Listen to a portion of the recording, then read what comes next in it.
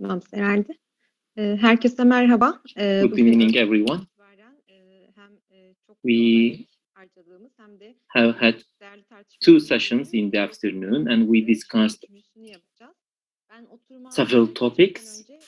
We listened to valuable contributions. Before we begin the session, we would like to say a few words about the Istanbul Convention issue. As you know, just last night, the presidential office issued a decree to announce that the government of Turkey withdraws its signature. And since the morning, there are numerous women groups who are protesting this issue, and they are organizing this issue. I will be the moderator of this last session. This symposium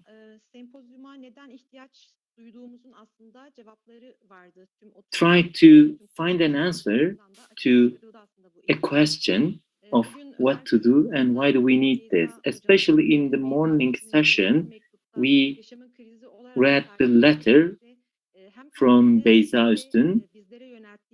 She asks question, why are we discussing all these issues after they emerge? And rather than we discuss such issues before they occur. In fact, it explains one of the reasons why we are having this symposium. In another session, Yıldız Tar asked a question whether we are all in the same boat. And Yıldız Tar referred to the Titanic because in its upper parts, while we watch a heterosexual couple who is making love, in the lower parts, people were invisible. We just get a glimpse of these people. And throughout all these sessions, we discussed those who are in the lower part, and we did our best to make those who are invisible the visibles.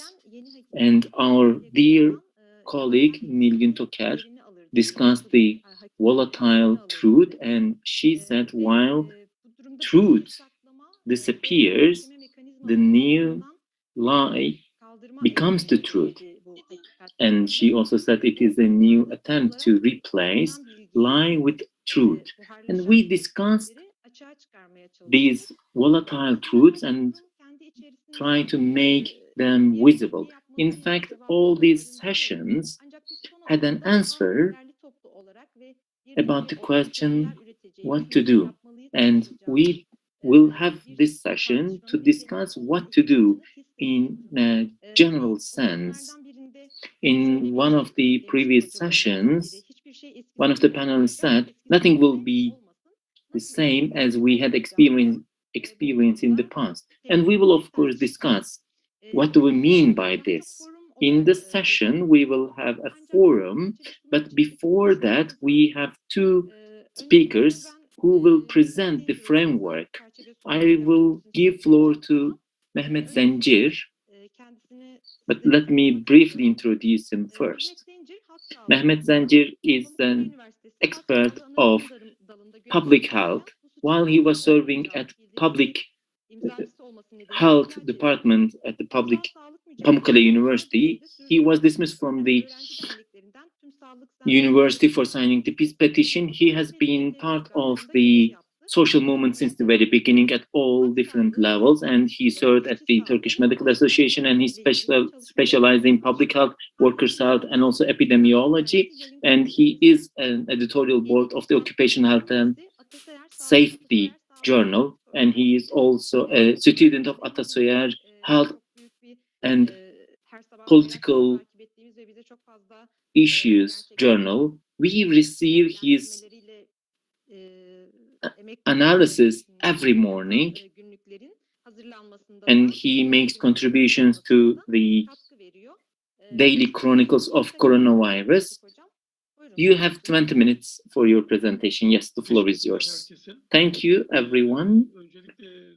First of all, I would like to celebrate Nevroz, which is a festival of the all peoples, And I also would like to salute all women who have been standing against the withdrawal of the Istanbul Convention.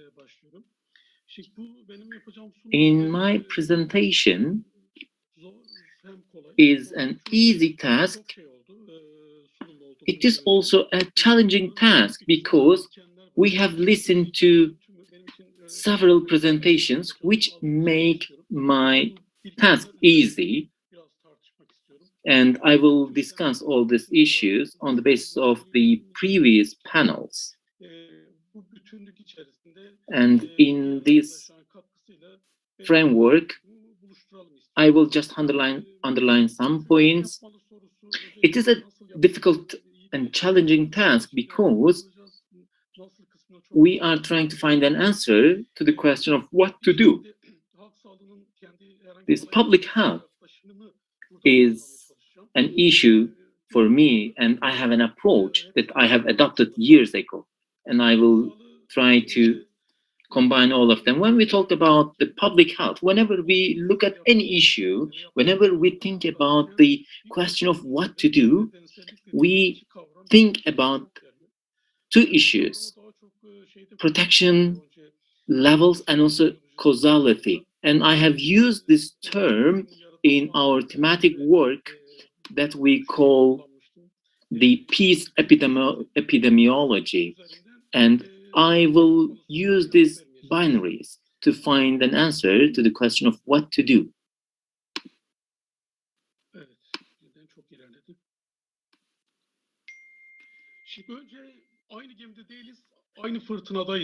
First of all, we are not in the same boat, but we are in the same store. I think it is a very strong statement because this same storm does not affect everyone in an equal way. And we are talking about a heavy price. And we also discussed the working class disease, and we discussed those who are invisible. And also, we focused on the issue of inequalities. We also highlighted the issue of discrimination. When we talk about inequalities and discrimination, we talk about many differences, as Onur Hoca showed some maps. As in the case of Aslı Hoca, she also showed some maps, and we saw all these inequalities in a clearer way.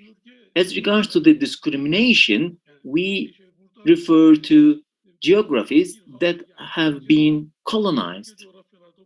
And these type of maps can be observed in a colonized area. For example, we talked about the age-based discrimination, we talked about gender discrimination, and different types of, and also nationalist or race-based discrimination. And we see that the inequalities are enhanced, are deepened, and get worse. And it makes there is also a deliberate approach. We should consider these facts when we analyze this issue. It is not enough when we discuss colonization only. We also discuss this forcing aspect of the issue. In addition to inequalities and discrimination, in the course of the pandemic, we talked about also more radical issues. We have adopted more radical discourses. For example, we talk about occupational murders, and we also point to the perpetrators, because we are talking about loss of workers. This is why they define it workplace murders, and we began naming perpetrators. Another layer of discussion, which we hear less than the former category, which is social murders. When we think about the contemporary examples, there is an association called Social Rights Association, which launched a report in last autumn, and this association defines the loss of COVID-19 could have been prevented, and the report says we cannot accept these losses. This is why we call it social murders.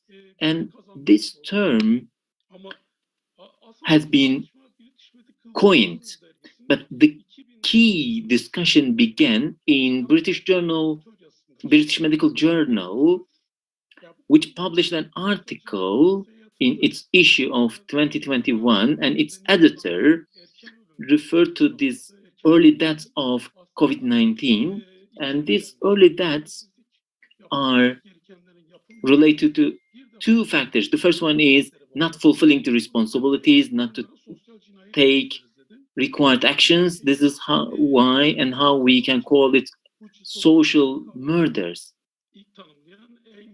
In fact, this term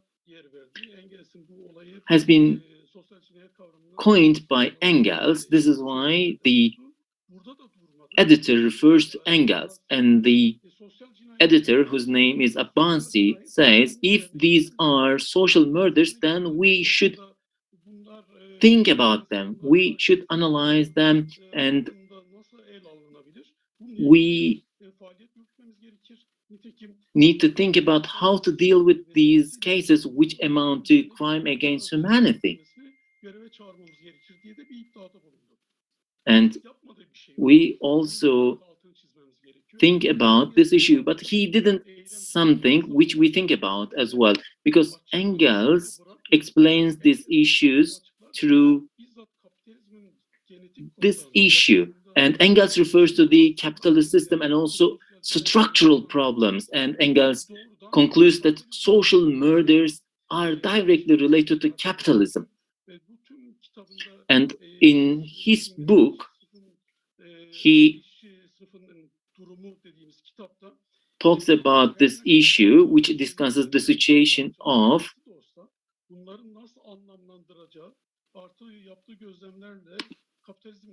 this capitalism, and he makes connection between these murders and capitalism. In this respect, the reading and interpretation of data belongs to us, and we as the Turkish Medical Association and other chambers must use this term because these deaths can be prevented. Let me move to another topic. This public health is interested in how to manage this disease, and I did a similar pattern that I use for peace epidemiology. We call it primary, secondary, and third protection, and also there is fundamental basic treatment, and there is need for early response and early warning. We missed this opportunity. In fact, both Feride Hoca and Kayhan Hoca discussed this issue in a detailed way.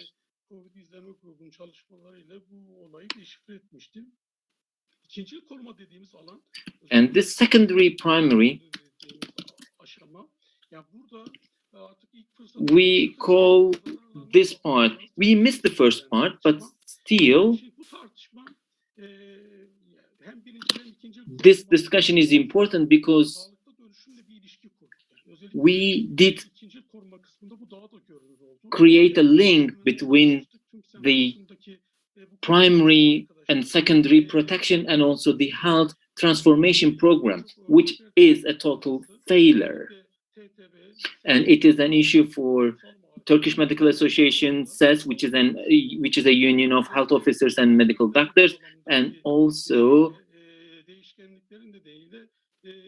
due to its changing feature, it is not adequate. It is not satisfactory. And I think it's a very critical point.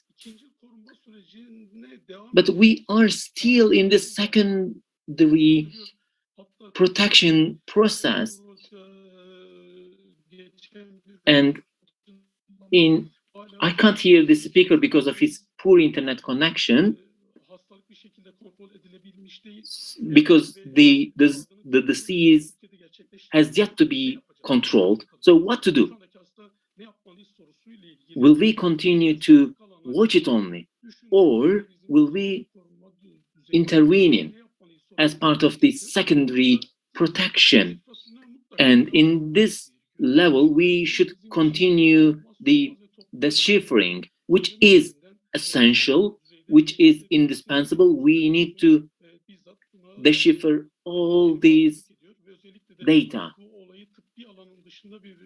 and we need to discuss this issue in a way that goes beyond medicine, that goes beyond medical issues. The second issue is about production of scientific knowledge. Onur Hoca also referred to this issue, and the Turkish Medical Association made some activities.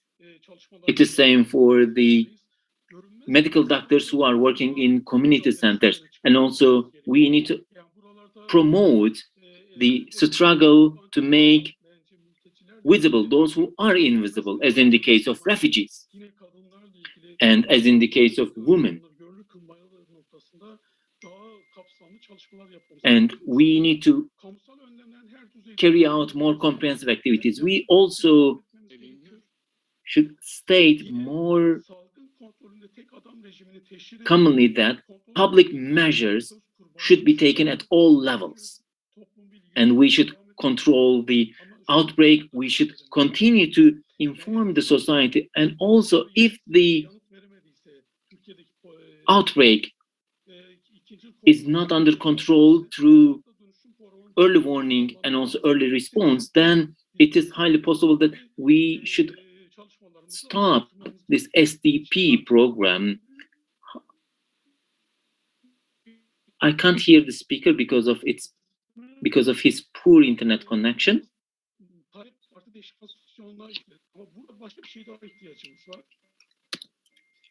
But we need one more thing here, both in Turkey and in the world. The system imposes herd immunity to the society, and it is either unable to manage or it is not managing it on purpose. So we see that our demands are not able to be met. In this respect, what we should do? Due to the poor internet connection, I can't hear the speaker well. And we should think about all these issues.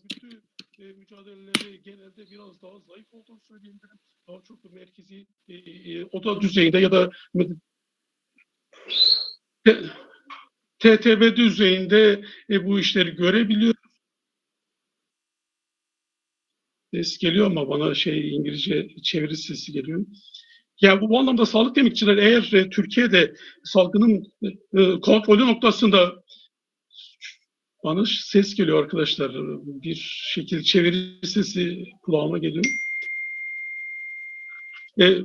Sağlık emekçilerinin özde olma halini güçlendirmemiz gerekiyor. Yani bu güçlü olma noktasındaki örgütlemeye yönelik adımları mutlaka atmamız gerekiyor. Bu anlamda bir salgın komiteleri önerisi vardı. Bunu yeniden düşünmemiz gerekir. Bu yine ses geliyor. Lütfen o gelirse ben yapamıyorum. Tekrar oluyor. İkincisi de toplum. Yani second issue is the community. The whole community seems to be quite passive. So I can refer to the previous Zoom session. The society is waiting for passive participation, but it doesn't take the responsible people as the subject to be held accountable. But in Cuba or in Rojava, socialization is very important.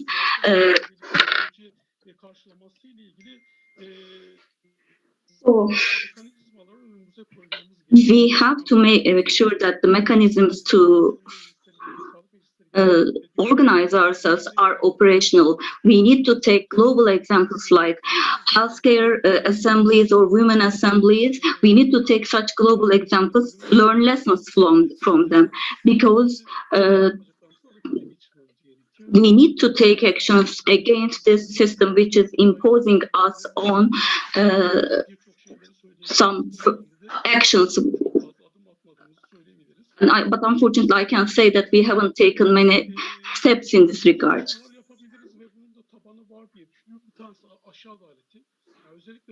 First of all, and secondly, we need to focus our attention on the justice for vaccination. We have to make sure that in every neighborhood, in every province, in every organization, we have to lobby for getting rid of the patent on the vaccines.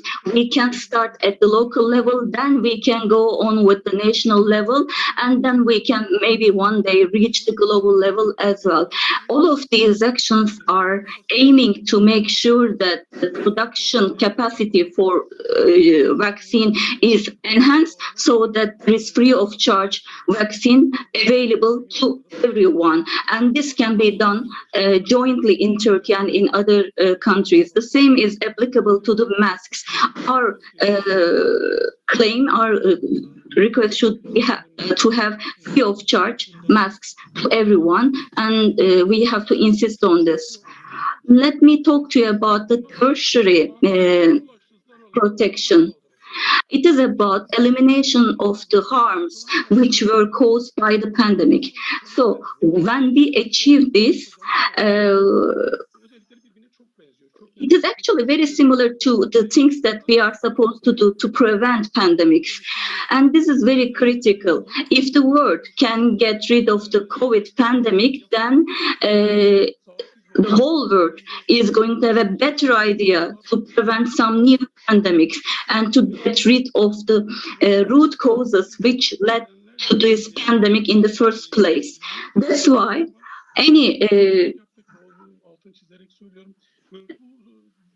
we have discussed what to do about this pandemic a lot in this symposium. So steps should be taken and the impact of those steps should be underlined.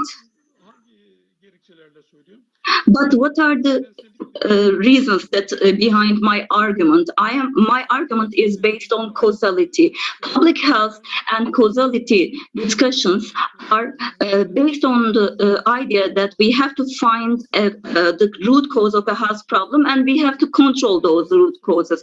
That's why we have to discuss these causalities. If we are unaware of the reasons behind the problem, then the actions would be meaningless. So biological, epidemiological, social, and political and ecological causalities are among the levels of causality. Biological causality is the topic that I would like to focus on now.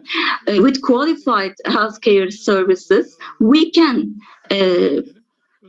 control this pandemic, especially the curative services are the emphasis of this biological causality with good clinical practices, with sufficient human resources, with sufficient equipment. People will have faster access to healthcare services and the healthcare problems can be resolved in a faster manner. This is important, but only with healthcare services we cannot get rid of these problems because biological causality focuses more attention on the treatment, not on preventing the causes, but biological causality is also very important. And epidemiologic causality is another issue when we talk about this topic. Epidemiologic causality is an area where we have to find risk groups. For instance, some people were defined as risk groups during the COVID pandemic, and we have to develop a risk approach in this regard, and we have to put more emphasis on healthcare-related measures. So this is also very much related to the causes of of a disease, but it is more technical. Official public health opinion, WHO opinion is what this type of causality is focusing on. When it comes to more politicized issues, social causality is stepping into the picture. So social causality is, in a way, to analyze the reasons behind the disease with social realities. So, in this regard, WHO has an hegemony over the other organizations, and sometimes this is misleading and this is leading to confusion. Because there are some social determinants which are causing the pandemic: equality, lack of education, lack of social security, lack of feasible accommodation conditions. Yes, they are related to pandemic, but they are not determinant in the outbreak of a pandemic. They don't have a determining impact. Yes, they can be considered as an intermediary reasons, or somehow reasons which somehow have an impact. But WHO is using such concepts. That's why many organizations are following this example, but the discussions that we have turn out to be limited in scope. As mentioned by my colleague Onur, the crisis has been experienced in every field, in every part of life. So we cannot oversee some of parts of those crises. But unfortunately, WHO has been unable to see every perspective and every part of this crisis. But if flexibility in working life, unemployment, etc., they should be the main topics of the agenda items of the WHO as well.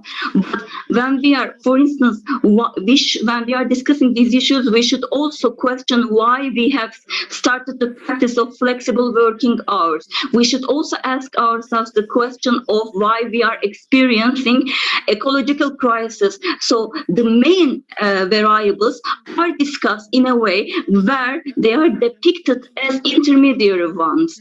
In this regard, many people, many colleagues are discussing these issues as a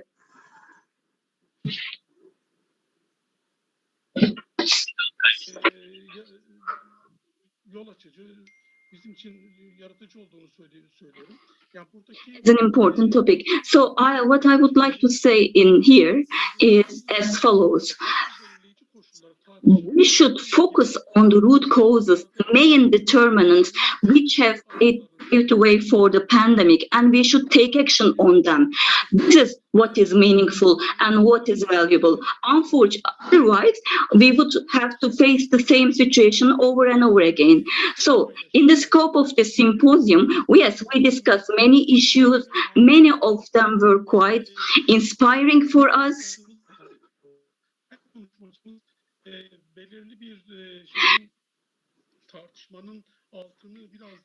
Some speakers have tried to put more attention on some certain issues, like patriarchal capitalism was very much discussed in the symposium. Capitalist modernism was very much discussed in this symposium. Early capitalism, post-capitalism, or colonization discussions were also among the topics that we raised in this symposium. And the nature was unfortunately destroyed by the capital, which led to ecological crisis. And social reproduction was made with something like without value, because capitalism has made capitalism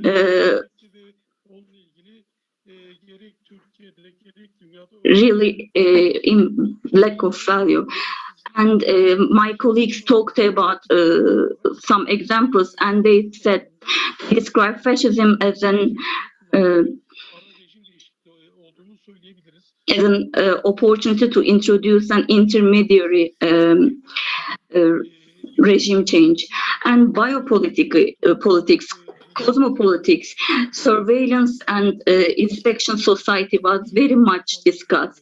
Moral decline was discussed, and passive citizenship, the solution of collective ties, alienation to nature, losing public life, joint life, industrialization and artificialization. They were all discussed and analyzed in the symposium. We had a ecological destruction session today in the morning, and we talked about alienation to nature. I'm not going to talk about that in the detail. Relation between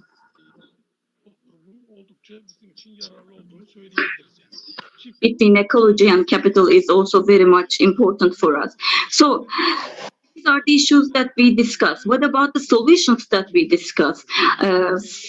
If we focus our attention on political and ecological causality, if we want to prevent new pandemics, and if you want to put this pandemic under control, then we have to get rid of many reasons which have paved the way for this pandemic. So we have to get rid of our ties with colonization, our ties with exploitation and imposition. We have to enlarge the areas where we feel more free, and we have to make sure that social reproduction is further emphasized. We have to defend for the nature, we have to defend for the life, we have to defend for ecofeminism and eco-socialization. We have to get rid of industrialization, artificialization and privatization. We have to re-establish the public concept, and we have to come up with a joint will to achieve this. We have to criticize the past practices. Nilgün also emphasized that we have to find joint values which do not eliminate differences. So this can be considered as an exit point for all of us. In the collective decision taken processes, we can resort to neighborhood assemblies, we can resort to the solution of cooperatives, and any production line which is not actually adding any value to the life itself should be removed and lifted. Those who are made without home are put in a situation where they have no home, no land, no ties, then they should be also given an extended help. And there are a lot of social movements, social struggles, but they should unite their forces and they should contribute to each other. As Frederick mentioned, we can actually get rid of this mission and we have to actually recover from this thing, because we are not starting from scratch. We have already made some progress, and against the capital which have turned pandemic into an opportunity, we can struggle, and we can struggle for positive developments after pandemic. The biggest problem here is to miss the moment. We have to seize this moment. We don't have the chance or the luxury to miss this opportunity. There are already some achievements in this regard, and they should continue. But anything that we do today will should have a deeper impact on the future, and we should start now. If our strategy is starting today, we can have a deeper impact on future. I would like to refer to Ata, late colleague of ours, we are missing him a lot, and he always talked to us about methodology. And one of the most frequently used arguments that he resorted to was as follows: every discussion that you initiate should be supported with a struggle, and we have to work as a team, as the healthcare professionals, critical personnel like the nurses, they should always attach importance to. And recently, subcontracting, which became a very wide practice, caused some people to lose their jobs. And this is also very important. So with collective and with organized struggle, we can have a better strategy to put it into practice. So in every component, every issue that I raised today is actually very much related to the pandemic. And this pandemic should be discussed in this regard in a holistic manner, not in a fragmented manner.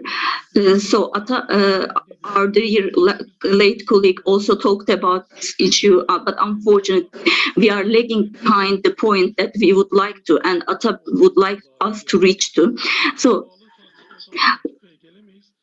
without discussing health, we cannot reach the political level. And if you want to discuss the political issues as well, we have to take joint actions with political actors. In this regard, HDP, which is a political party in Turkey, it is actually facing some court cases which may lead to this solution. So we have to embrace and own them, support them, because it also means supporting the healthcare struggle. Thank you very much for the attention. Teşekkürler hocam. Hem sempozyumun özetini sunduğunuz hem de karşısına ne koyabileceğimiz. Thank you very much for this introduction. Thank you very much for giving us these points. I would like to give the floor to our second key speaker, Jean-William Gaudrian. He started to work in 1989 in the Netherlands, and between 1997 and 2009 he was the deputy secretary of EPSU, and in 2019 he was elected as the new general secretary. So he is very much related to social dialogue, colleagues with employers in the electricity, gas, as well as local government sector. Together with trade union delegations, he negotiated European Works Council agreements and transnational company agreements, including with Europe's leading energy and water companies, including a groundbreaking bill on improving equality and equal pay in EDF Suez. He is actually actively supporting the energy part of the Southeast Europe, Community for Southeast Europe, and has been an active campaigner against the privatization of water companies. And he suggested actually to create the successful European Citizens Initiative on the human right to water and sanitation, which collected 1.9 million signatures. He is a member of Executive Committee and Executive Board of Public Services. You have 20 minutes. The floor is yours. Thank you, Meltem, and thank you, Professor Mehmet, for the very broad-ranging presentations. And my apologies for joining you a little bit later, which is due to my misunderstanding of the time in Brussels. It's a little bit, it's a bit earlier than with you in Ankara. Good evening, everybody. As Meltem introduced me already so kindly, I'll just add a few words about EPSU.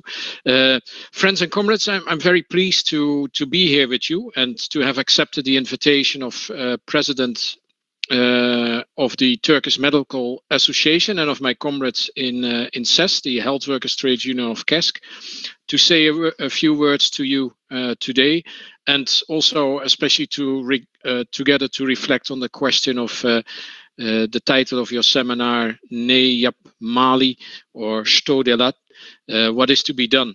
In EPSU, we organize trade unions across Europe, not only in the European Union, but also in Russia, Turkey, Ukraine, and other European countries. And we organize workers in the health and social services, in public administrations, local government, municipal services, and in the utilities, in energy, water, and waste.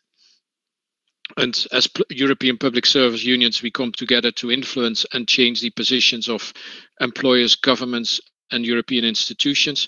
And we work for fundamental transformation of our societies to end the exploitation of women and men, and of peoples and of our planet. For that, we have to mobilize for action and change.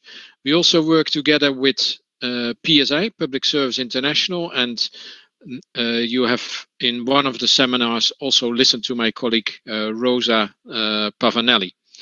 Comrades, before I start, let me say a few words about the withdrawal of Turkey from the Istanbul Convention, and I'll join the unions in KESK and DISC, but also TTB and others at European and international level in the condemnation of this. This convention, as we all know, on preventing and combating violence against women and domestic violence, makes very clear how we can address violence against women and girls, and it makes the link also between gender issues, human rights in this convention. It was also the first legally binding and very far-reaching international instrument in this regard, and actually Turkey was one of the first countries to sign. As we all know, that instrument helps to prevent violence, protect the victims, deals with prosecution of perpetrators, and demands integrated governmental policies. And it actually also protects the rights of LGBT+ people, prohibits discrimination, and treats all persons as equal before the law. So a very fundamental convention. And what the Turkish government has done is now leaving women and girls with less rights, less protection, and it, we think, marks another step that turns Turkey in the wrong direction, away from respect for human and trade union rights, and in an even more authoritarian and less democratic direction. So we join all of you in the condemnation of this act by the Turkish government. It's also a sign of what I will return to. We often say ourselves that a crisis, and the pandemic is a major crisis, offers opportunities for change, for a new direction, and for even for transformation of our economic, social, and political systems. But we sometimes say that too easy. We should understand that it's also an opportunity for the corporate elites and political groups, those with an extreme right agenda. And in the European Union, we have seen a number of these groups gaining new attention. We just had, in my country, I come from the Netherlands, we had elections this Wednesday, and some of the far-right groups gained seats in parliament, and also more seats in parliament. So also they see this as an opportunity for their agenda, and by that also defending the existing economic and political order. Also they seek to benefit from the pandemic, and I think that is a first point, and the withdrawal of Turkey from this convention has shown that also we will have to mobilize, we will have to face struggle to change things. Now, for many, I think, of you in Turkey, that is an open door, as we would say.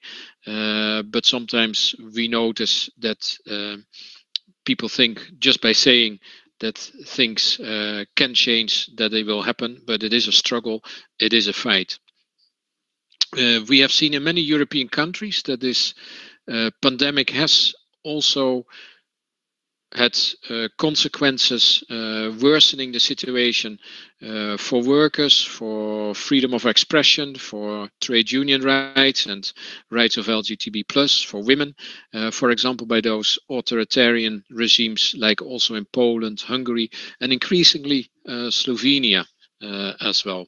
And as the professor before me has mentioned, this is certainly also related to the way capitalism is functioning. And I think the whole series of seminars the Turkish Medical Association has decided to organize to inform the public and to also open space for discussions, I think is very welcome. Comrades, to start off, I think we have all seen that the COVID-19 pandemic has had an enormous impact on workers and on our communities. Many workers have died, especially in health and social care. The recent Amnesty International report, I think is almost a month old now, has shown that in Europe, and that includes Turkey and Russia, over 4,000 workers in health and in social care have died. And I think I heard a professor before me addressing some of the circumstances in which they had to do their work, especially in the beginning, the lack of personal protective equipment, the lack of training, the lack of consideration for their work, especially for social care workers, for example, those in elderly homes, home care workers. And they were in the beginning extremely exposed. But it is also clear that, and I think more and more recognized, that countries were very badly prepared for this pandemic. The professor has just before me underlined some of the root causes, and I think the World Health Organization recently published an overview of the policies and what went wrong, and quite clearly one of those is the lack of funding for our health and social care. In the European Union, that has been made very clear and also now recognized by bodies like the European Commission. This will not mean that they are going to automatically invest more public finance in improving the public health system, but it is recognized, and that's maybe a first step. In that sense, I'm moderately optimistic. So a massive impact on our societies linked to the policies which attacked the public sector and therefore led to an underfunding of our public services, and especially in public health and in social care. This also means that for trade unions and for others in society, one of our tasks will be to prevent a return to what we call in Eurospeak austerity policies, to cuts in public finance, to cuts in public investment. But with austerity policies also go attacks on collective bargaining and trade union rights. We certainly in the European Union, but also beyond that, have experienced that after the financial crisis in 2008 and 2009. So we certainly should not want to return to that, because those policies have also led to an increase in poverty, an increase in inequalities, and have shown to impact people even more in a pandemic. So no return to austerity policies and a clearer focus on change and transformation of our societies.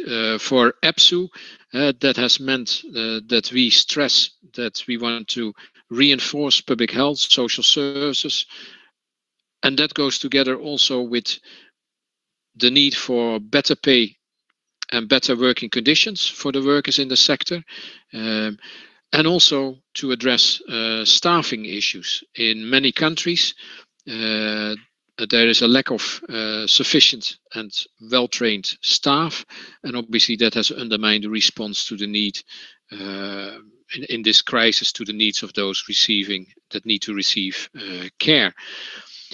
A lack of staffing.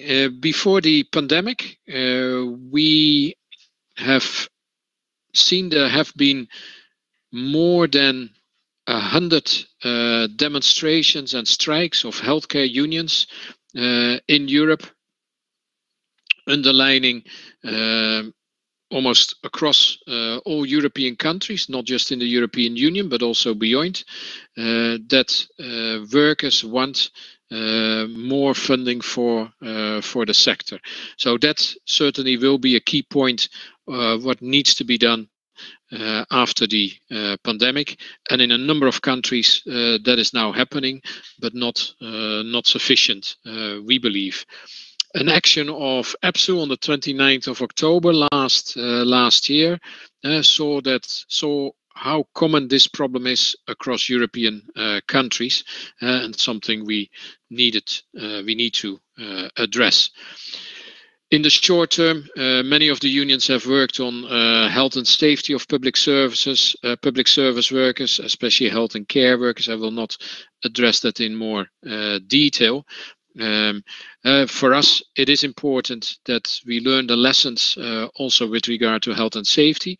There is one point which we will see will be a battle of workers in health and social care, but also beyond that, is with regard to getting recognition that COVID-19 is an occupational disease. That's not always and not in all countries recognized, and with the more and more people suffering from what they call now long COVID, the long-term effects of COVID, of having had COVID-19, this will be important for many workers.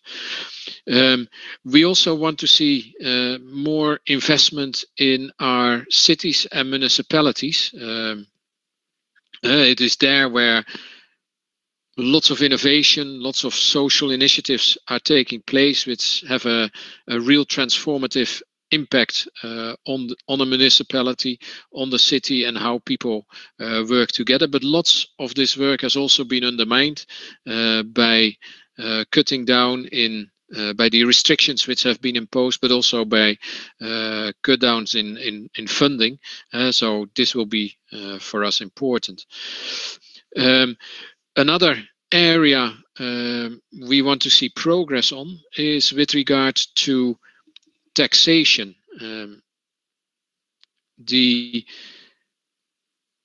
Before the pandemic, progressive taxation and progressive taxation measures were under pressure. In some European countries, there are now flat taxes where everybody has to pay the same tax. And one of the things we want to see more on the European on the agenda of the European Union and the member states and other European countries is the issue of wealth taxes. A number of proposals have been made by progressive economists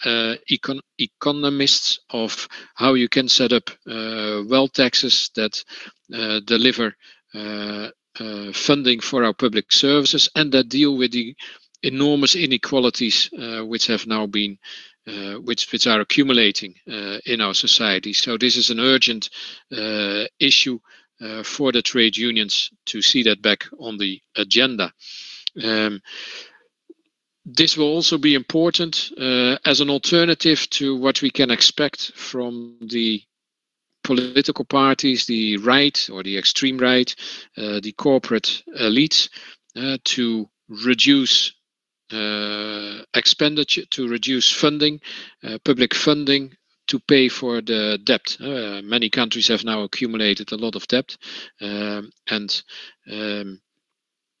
we are already seeing in some countries that wages of public service workers should not increase, and that we need to start paying back for the accumulated debt. Well, we certainly do not agree with that, and there are alternatives available, and one of them is to use the instrument of taxation. This obviously also links with addressing tax avoidance at European and international level through public country-by-country reporting, for example, but I will not go into more detail on that. As unions, we are arguing that the funding, which in many countries is now made available to address the recovery, building, how should I say that, building back better, should be used to address some of these big challenges our societies are facing. Address the issue of inequalities, address the issue of our public services, invest in our public services, but also tackle climate change and ensure that there's what we call a just transition, so that workers in sectors who are facing a major impact also have the opportunities for new jobs and a decent living conditions. As trade unions, we are involved in major campaigning to strengthen collective bargaining and what we in Europe call social dialogue, to reaffirm the rights of public service workers and of trade unions, to recognize the vital role of frontline workers who kept us going during the emergencies, during the lockdowns, and still are doing that. Rethink the role, strengthening the role of collective bargaining.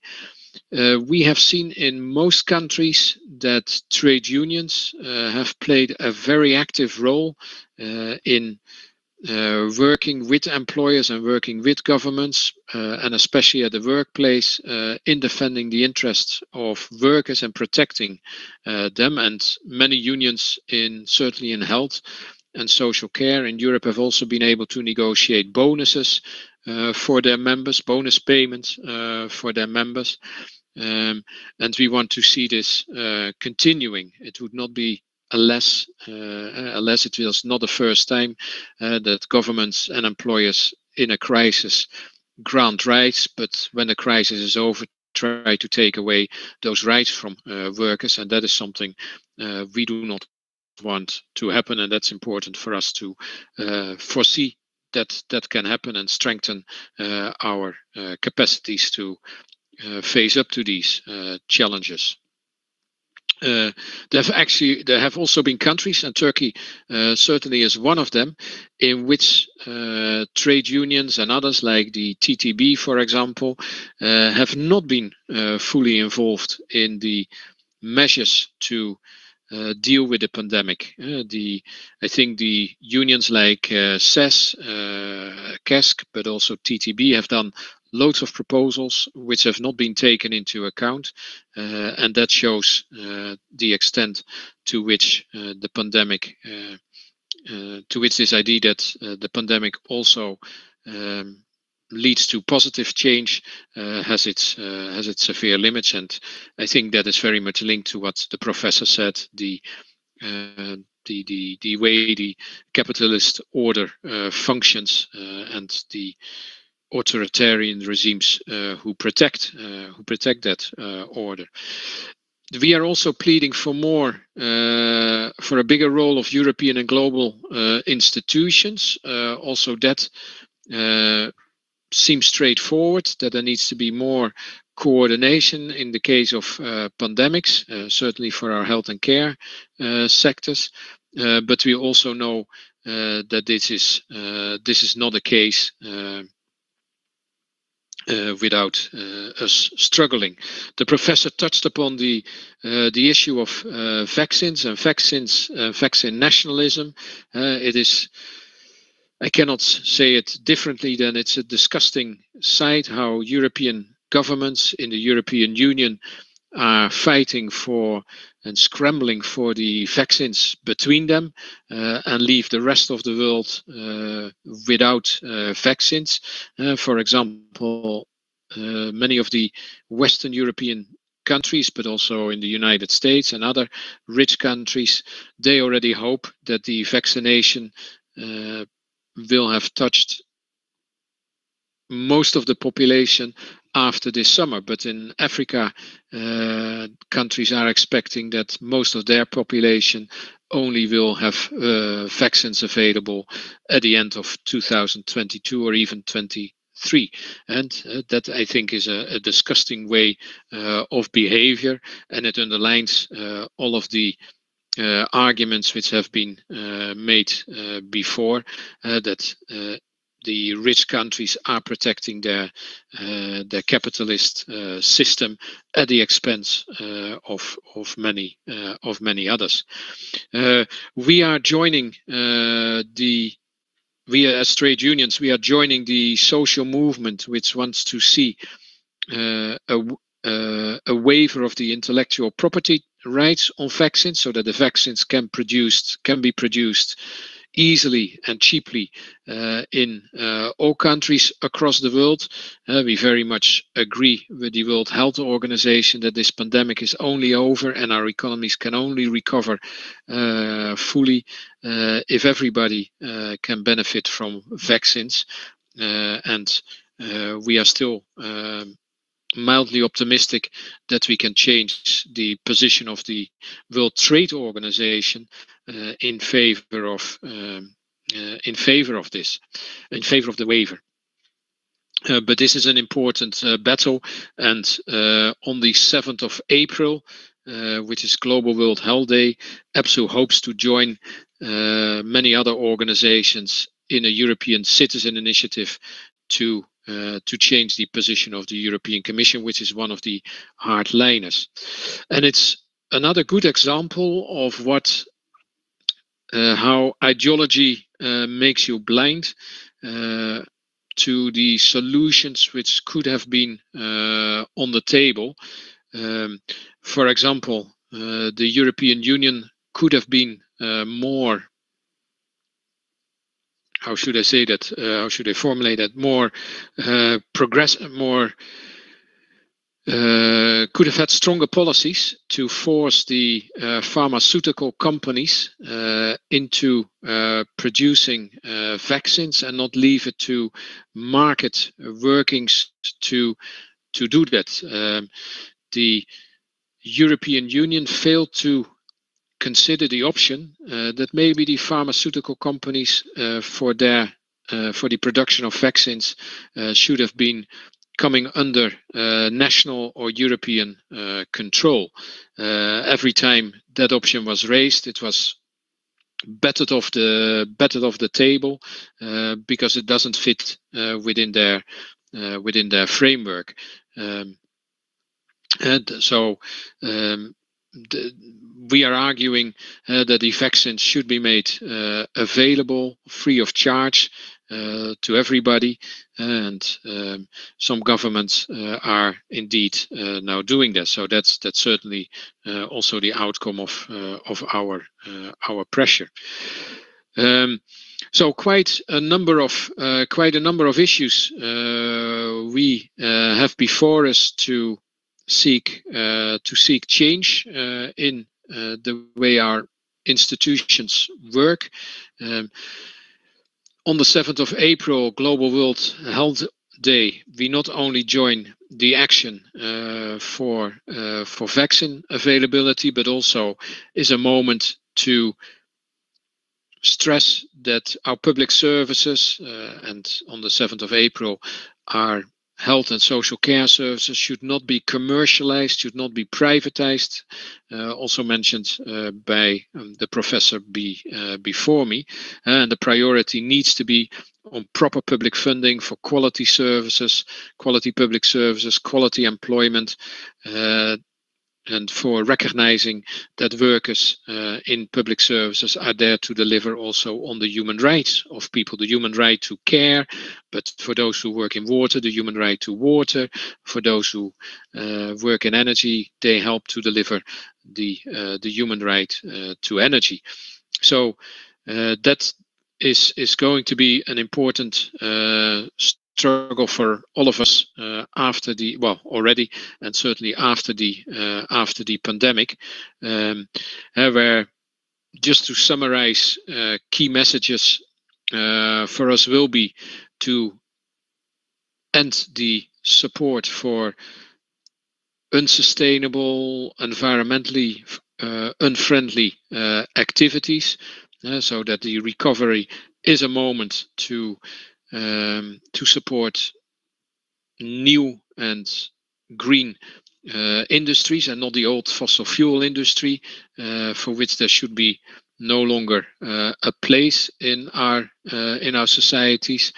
The recovery can be a moment to guarantee proper living standards for all. In other words, spending from governments to guarantee a decent standard of living. And many workers are suffering now, and many workers have suffered from very reduced wage developments, and that has contributed to the enormous inequalities in our society. It's very strange that we allow somebody like Bezos to gain so much wealth, and that there are so few proposals to actually let him share that wealth with all of us. Another point is then the investment in green transition. I've already mentioned that we fight for not returning to austerity, and more fundamentally, we will need to change and reform in the European Union in particular the what they call the fiscal framework, and prioritize long-term environmental and social resilience over the short-term fiscal sustainability. So that are some of the points we will work on in these months and coming years to come. With that, I would like to close it. I thank you for listening, and obviously happy to engage in the discussions with you all. Thank you, Meltem.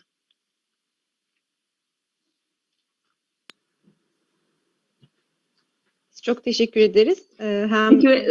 Thank you a lot, Mr. Gudrian. Thank you very much for the participation. And you will also have the chance to reply questions. We already had many sessions about joint movements. You also referred to the 7th of April. These are very important messages. The perpetrator is common. We all have the same perpetrator. We are suffering from the same perpetrator. That's why we should talk about joint solutions. We know who is the perpetrator when it comes to the troubles facing us in the labor, affecting the labor. That's why joint labor movements are quite important to us. Let's now proceed with Q&A. I would like to give the floor to the participants. If you have any questions, please raise your hand, or YouTube questions will be communicated to me through our technical team, or you can write from chat.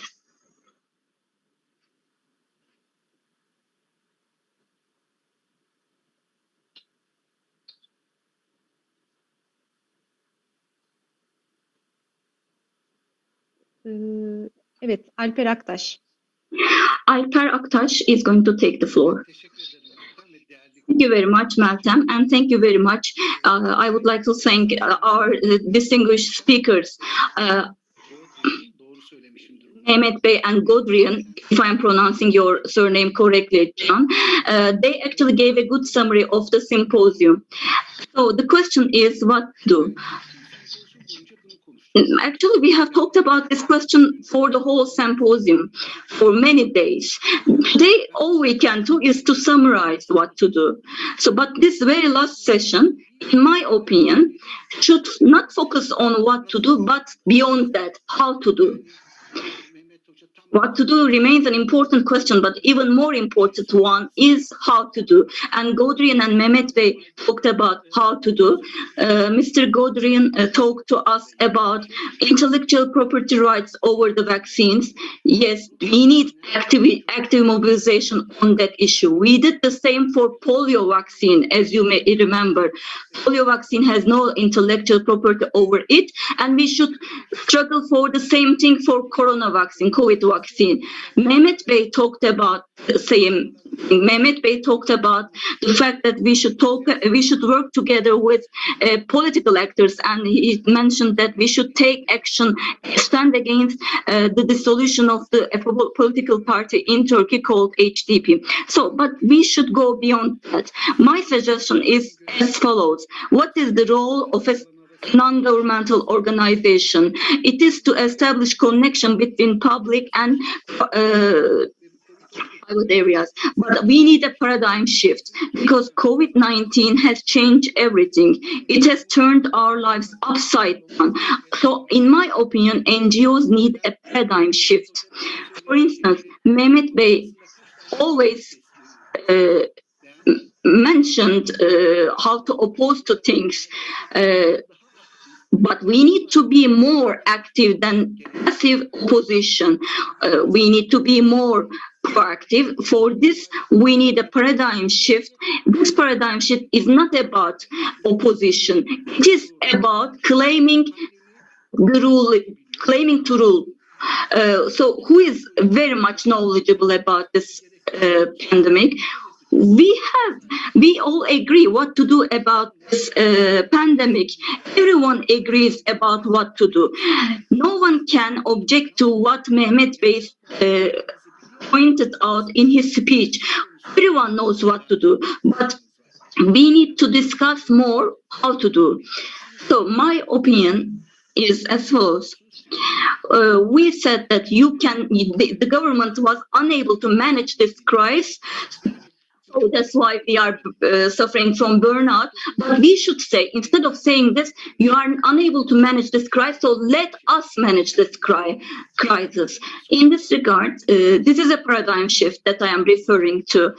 If you claim to rule, if you claim to manage the crisis, then this is more demanding pressure.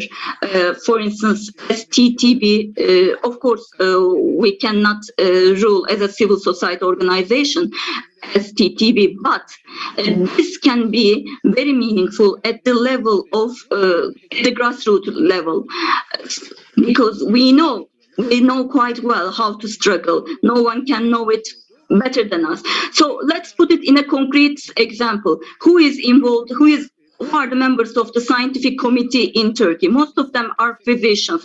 But if we claim that we can assume the role that is now being played by the scientific committee, if we can come up with such a claim, then it would be more meaningful, because everyone is in agreement that ETB is quite efficient in its works.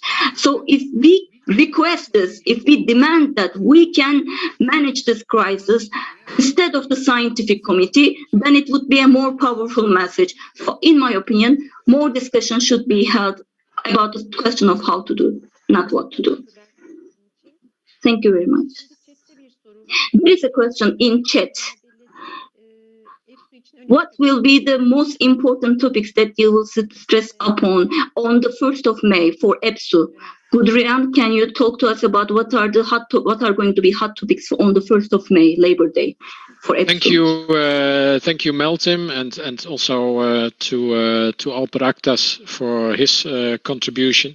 On the 1st of May, we will work together with the European Trade Union Confederation, but our message will be along those 5 points I mentioned in the end. One which is very important for EPSU is that we do not want this return to austerity, and we need to. It sounds obvious, but we need to continue saying this time and again, because already we see some political parties and some ministers, some government leaders saying that we need to stop with spending money on the economy.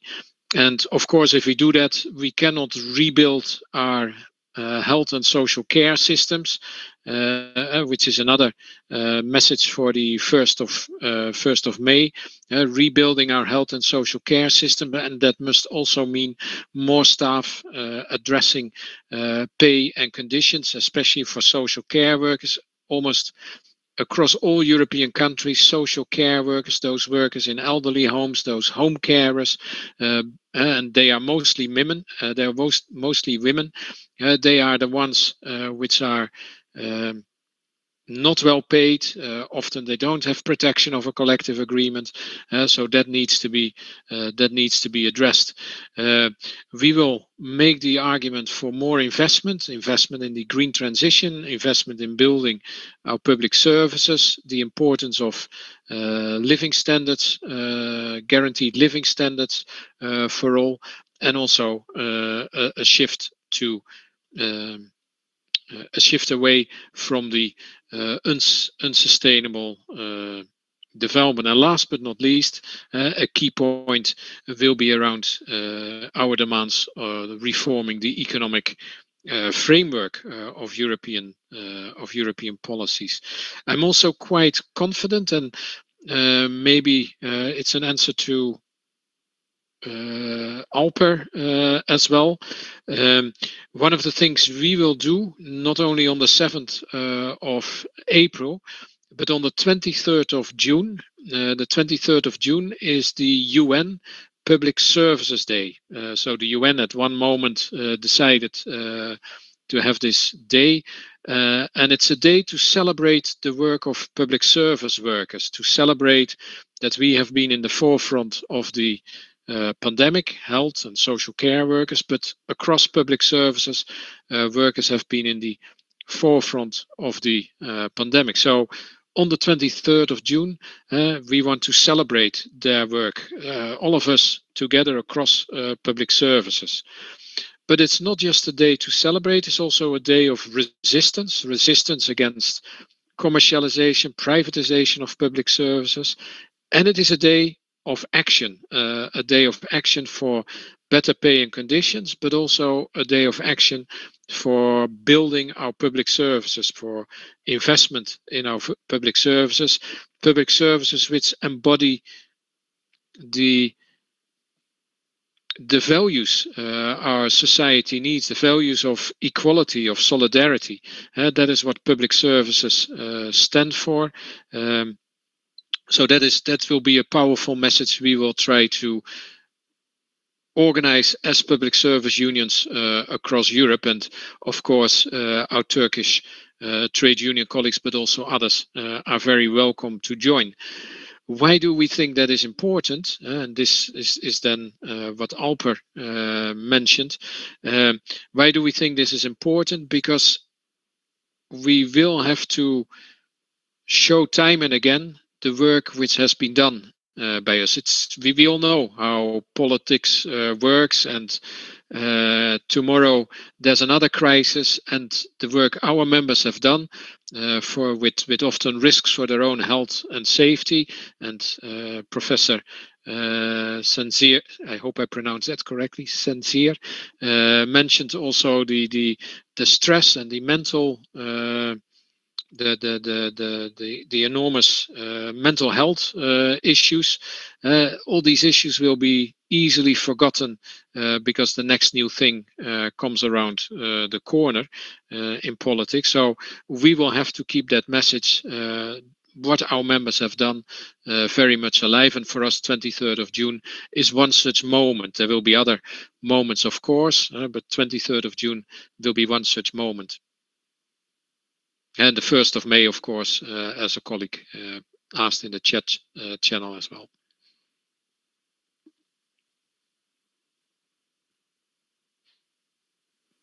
Teşekkürler. Mehmet Hocam buyurun. Thank you. Yes. Mehmet Hoca, the floor is yours. Thank you, Alper, for your contributions. In fact, I did try to underline some points. For example, as in the case of embracing HDP, is related to embracing democracy.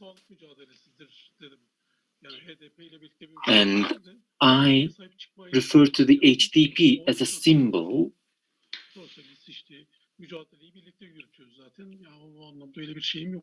And I have no, of course, I have no intention to focus HDP only.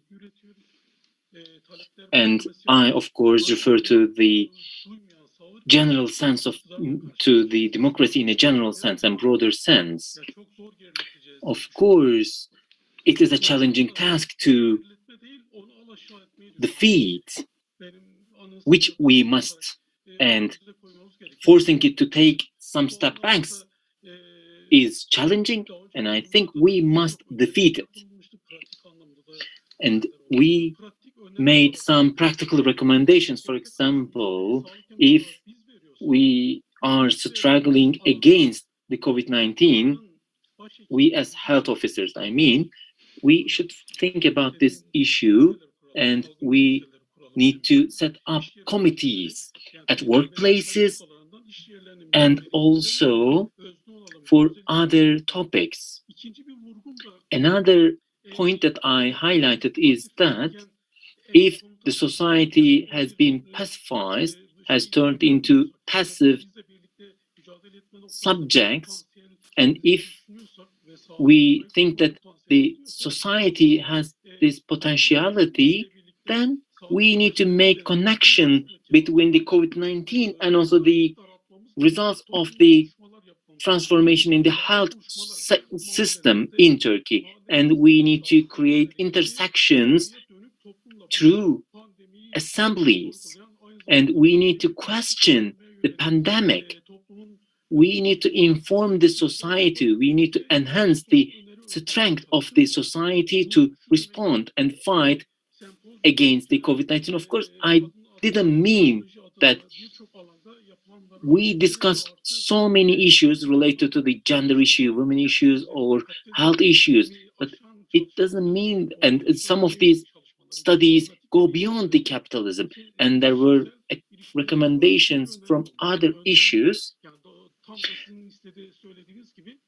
which are directly related to your point. So we need to think about how to jump over the deadlock that we are currently locked within the oppositional movement. And I think this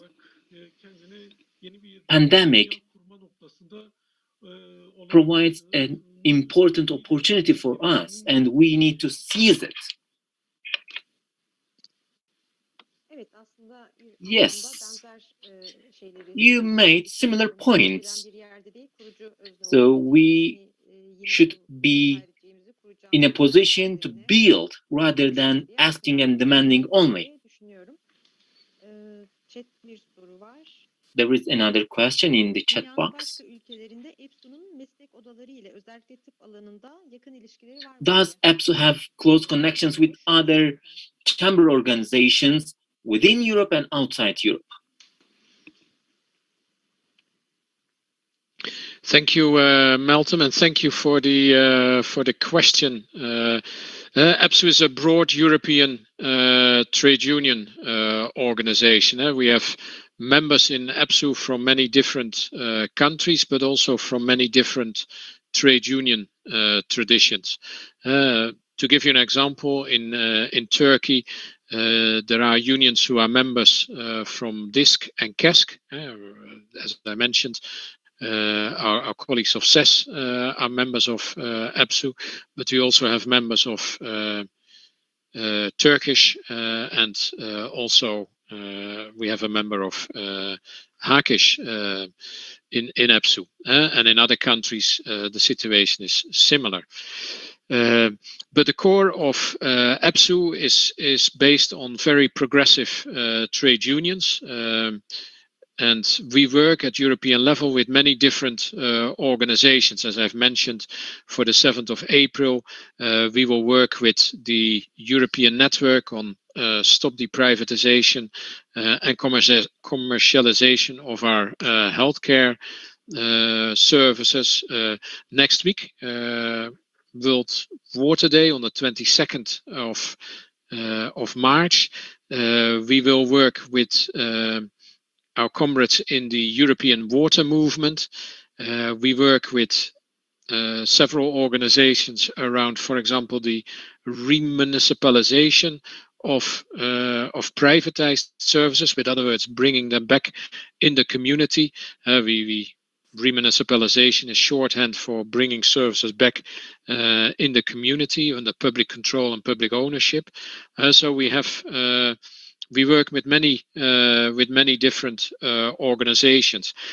I think I wanted to make one comment on something the professor mentioned, Mehmet mentioned, in being active in the public debate. In many countries now, the so-called excess mortality rates become available after 1 year, and for quite a number of countries you can see there's a very big discrepancy between the figures the governments have reported and the actual figures of excess mortality.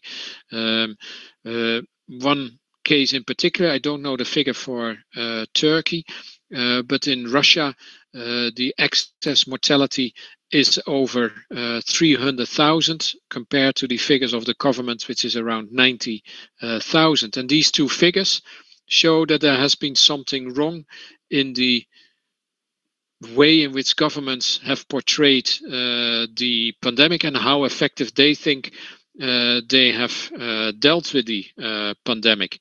And I think when the professor says we need to challenge, and I think Alper was of the same line, we need to challenge the government that it has not handled the pandemic well and did not address a number of fundamental ways in which it could have done much better in addressing the pandemic. And I think these excess mortality figures actually provide a good ground, and we should use them to demand our governments to explain why this is the case when there is such a big discrepancy between the official figures and let's say the statistical figures, but we do know these are quite reliable as well. So that was a point I wanted to add for the discussion.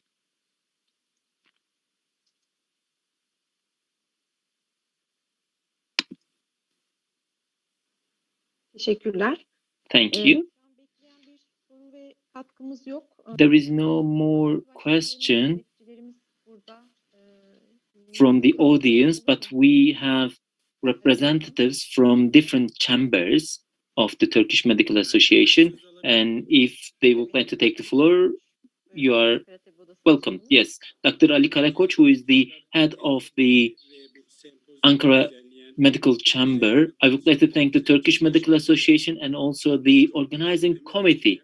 I would like to thank the panelists, namely Professor Mehmet Zencir and also Jan William Godrian. The policies that have been implemented since 1980, the production and manufacturing at the public sector were totally commercialized and privatized. But we know that workers are subject to the precarious working conditions, and we lost our job security. You referred to 7th of April and also 23rd of June. But May Day will be the key day for all workers. It will be a platform for all workers to organize a common struggle for everyone. So my question goes to Jan William Godrian, and also I have a question for Mehmet Zencir. But my question to Jan William is about what about if we seize May Day, since we have time? And my question to Mehmet Zencir, sometimes we are also stating that this COVID-19 is a disease, and we propose that there is need for lockdown. But as we observed in European countries, we had some lockdowns in some European countries, but still the pandemic is active. So since we talk about scientific data, and is there any problem related to the approach that these governments have adopted? So can we say a few words more about the epidemiological perspective on this issue? Thank you.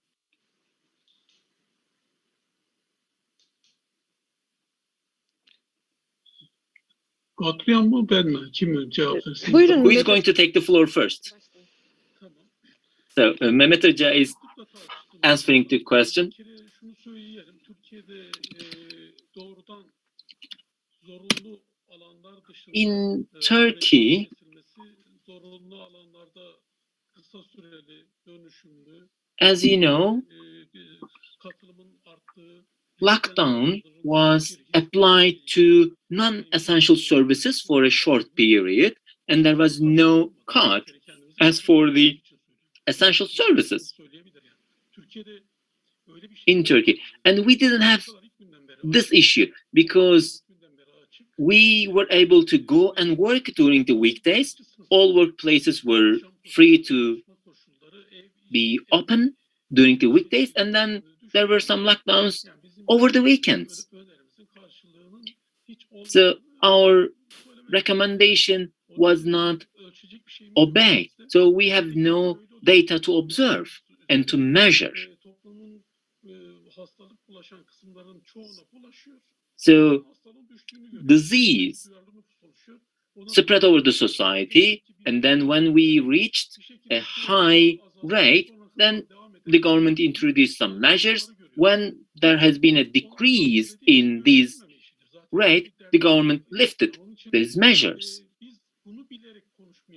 So we should take this fact into consideration, that the government didn't pay attention to our recommendation, and the government didn't support workers. We as workers were left alone. We had to make choices between these two worst case scenarios. Either we would die as the result of poverty, or we would be infected. Since our recommendation was not respected, was not taken into consideration, poor segments of the society faced more infection, which would create more problems for the society. So trade unions and also chambers should work more. And there is this term which we call workers can refuse to work if there is no safe working conditions. And we can try something like this, but unless we try it, we cannot talk about whether it is successful or not. And also the housing and accommodation conditions for those who have not decent circumstances at home.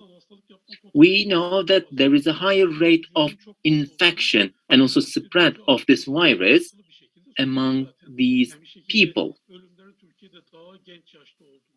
We know that the profile of people who lost their life is younger than the European average, than the world average.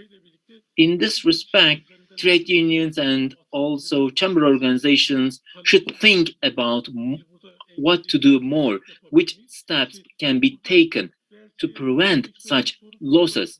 And also it is related to my last point that I made in my previous turn. We have occupational health and safety experts. We have medical doctors who are in charge of occupational safety and health of workers, so we can benefit from these people.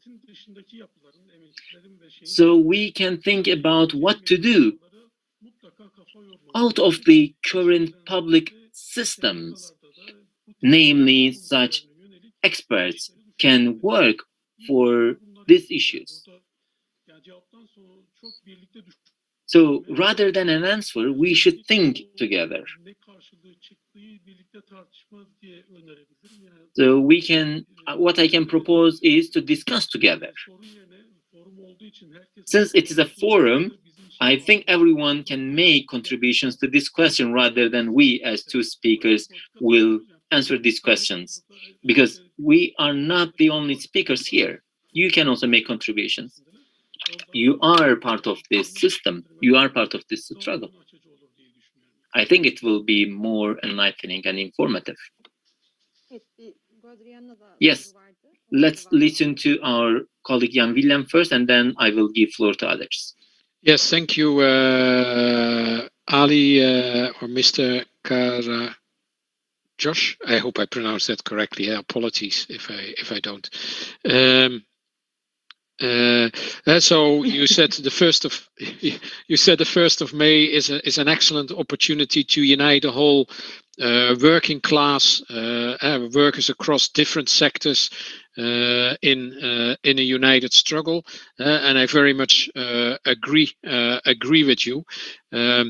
Unless the situation is that in different countries the 1st of May is celebrated differently. And that limits what is possible, certainly for a European organization like ourselves. But you are right; it is an excellent opportunity to bring together everybody in our workers' movement around a common set of demands. You also mentioned the impact there has been on workers, especially those who have a precarious contract, but also on women. There's quite a lot of evidence that it has been especially had a negative impact on black and ethnic minorities. For example, research from the unions in the UK underlines that workers and people from these communities have been especially affected. Also, migrant workers in many countries have been affected. And I think with regard to the consequences of the pandemic, in a way, Europe is one, and the world is one giant experiment in what kind of measures work. And I think overall you can say, and the World Health Organization in its recent report seems to make that point as well, that those governments which had quick, rapid, profound measures have been better able to contain the pandemic than those countries like where I'm now in Belgium, which took half measures all the time, and then the numbers are far higher. So I think the debate will certainly still come to see if governments in some countries, also the Netherlands and France and Spain and Italy, if governments have done enough to actually prevent people dying, and also workers dying from this. The World Health Organization report was very clear and very condemning, actually, especially of the Western European countries who had this attitude of letting things go on.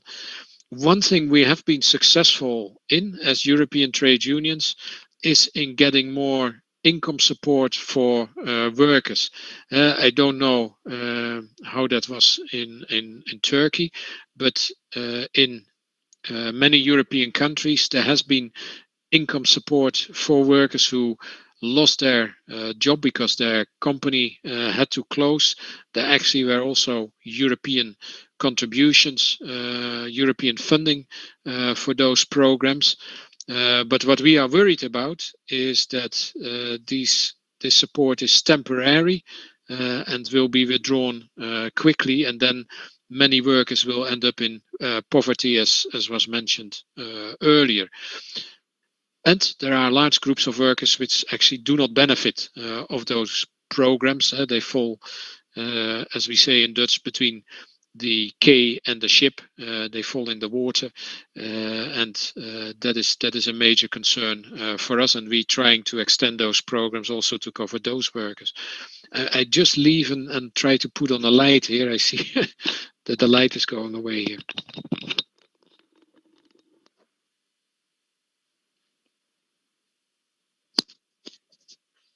Konuşmasına devam edecek mi acaba Osman?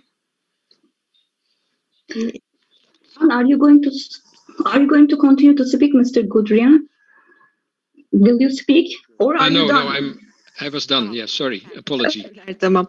Şimdi ben Nilgün Hoca'yı görüyorum katılımcılar arasında. I see Nilgün Hanım among the participants, and in the session where she was the speaker,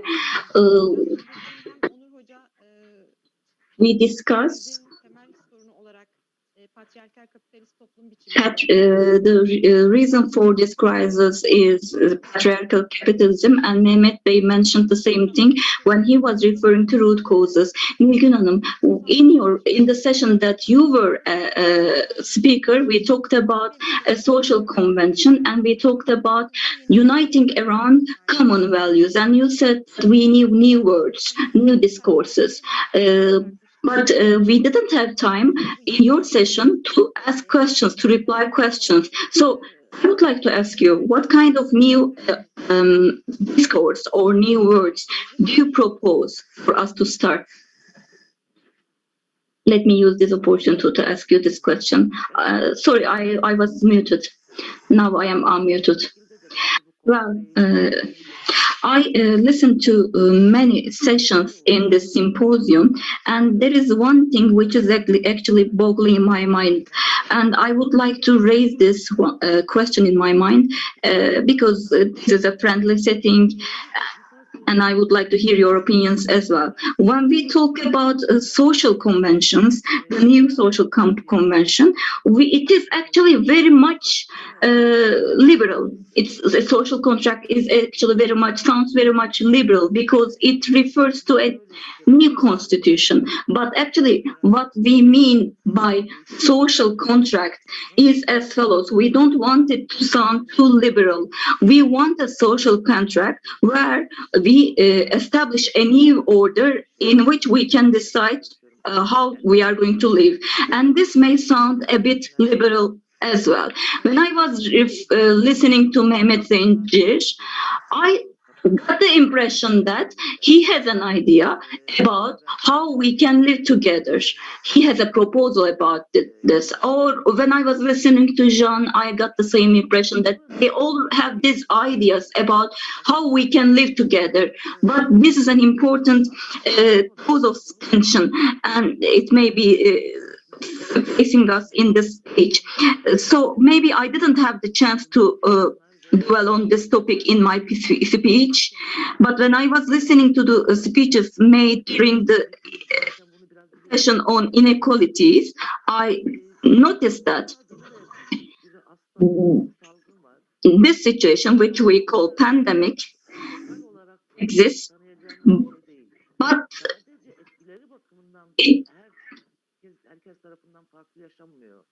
its impacts are felt differently by everyone, and everyone has a different connection with the pandemic. Every geography, every culture in the world has a different relation with the pandemic. It is not about differences among different classes.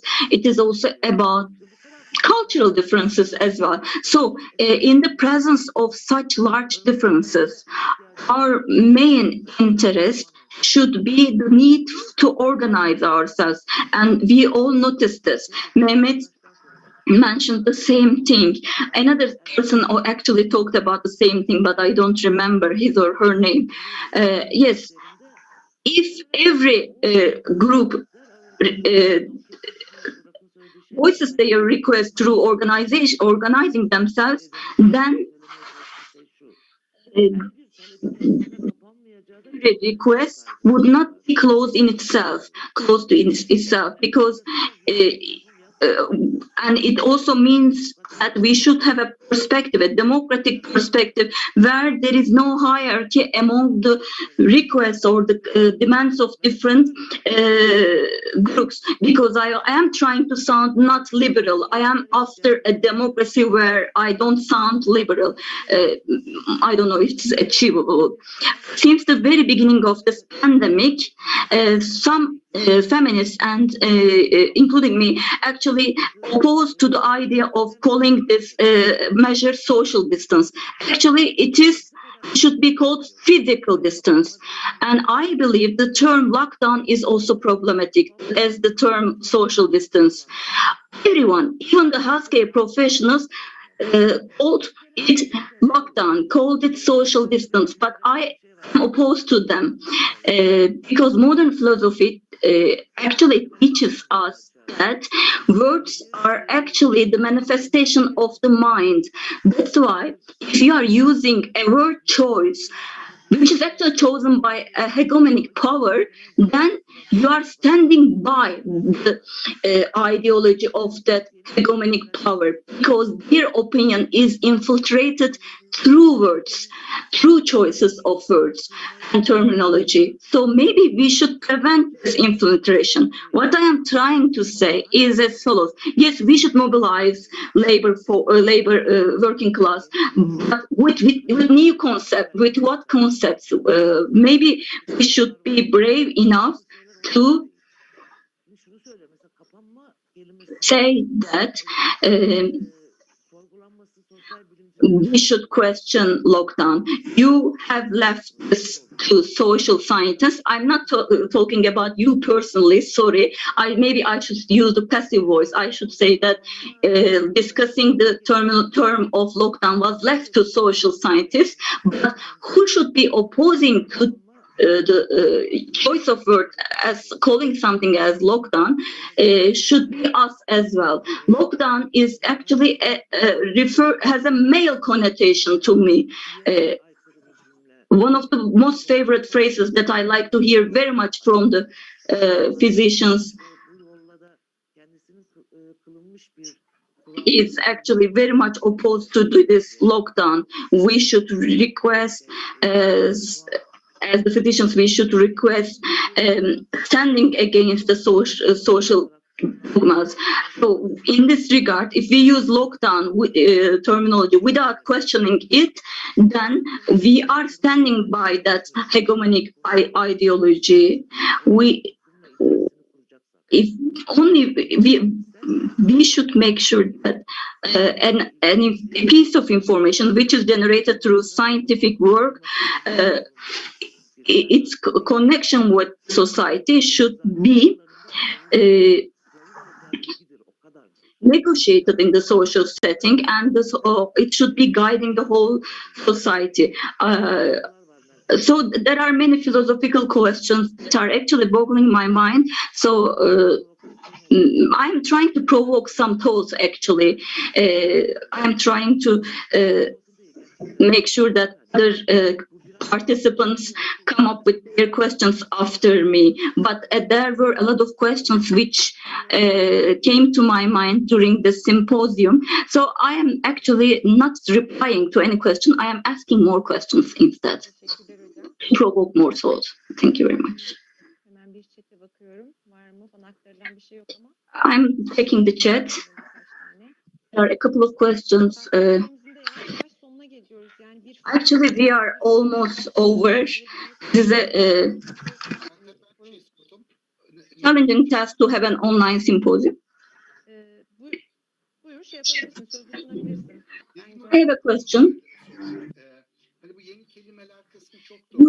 Yes, I agree with your proposal to use new terminology and new words, but do you think we should coin up a new term? We should be after coining up new terminology and new terms. Yes, I have such a request. I have such a claim, and I am my position is a leftist one in this regard.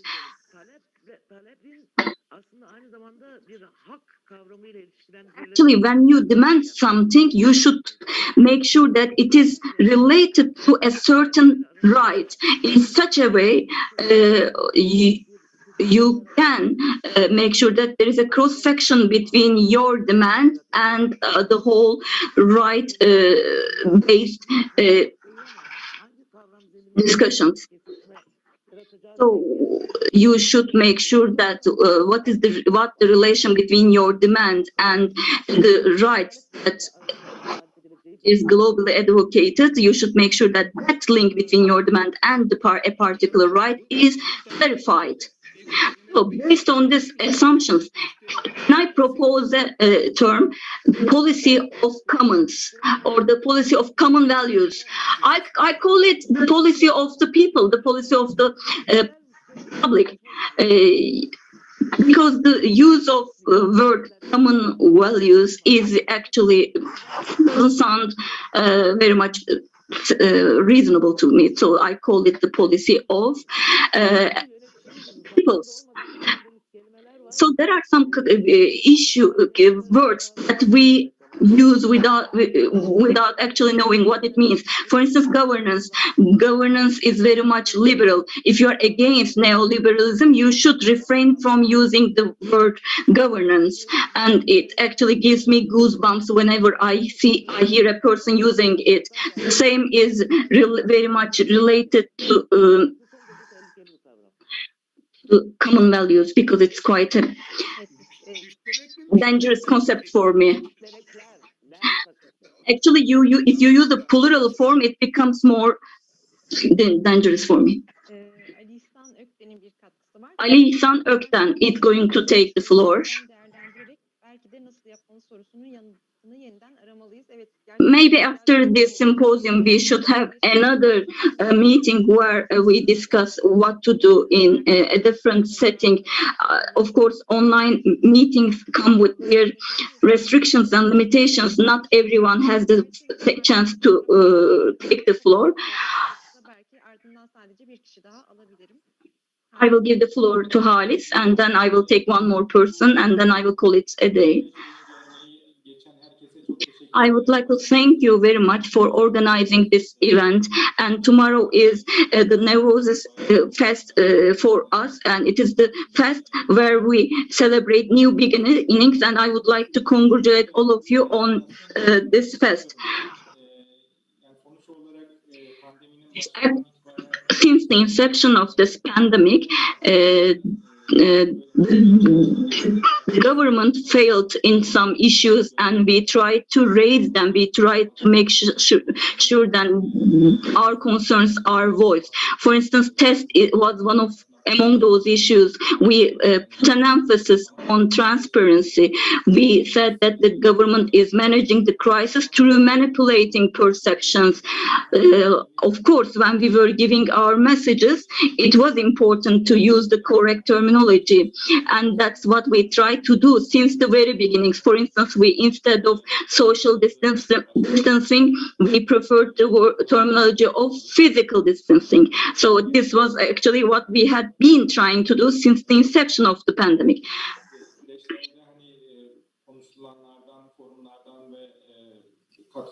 Based on what I understand from the speeches and from all the sessions, I see that this is actually what we are facing is actually a result of capitalism. And many concepts were used for this purpose, but what to do, how to do, remain difficult questions to reply. It is evident that there is no easy answer to those two questions. But during the pandemic, I think social engagement was very much overlooked. Whole society was deemed as an object, passive object, and I think it was one of the reasons behind this pandemic. For instance, municipalities were actually taken away from the public will, and instead of the elected mayors, there were the guardians of the government were appointed to act as a mayor. Unfortunately, in those provinces where there were appointed guardians to act on behalf of the government, the death toll was the highest.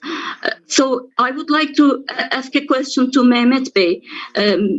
Social engagement, when it comes to community engagement, you gave us the example of the assemblies that can be created at the neighborhood level. But how can we make this happen? For instance, 55% of the population has not been able to have access to the vaccine, although they are among the private risky groups.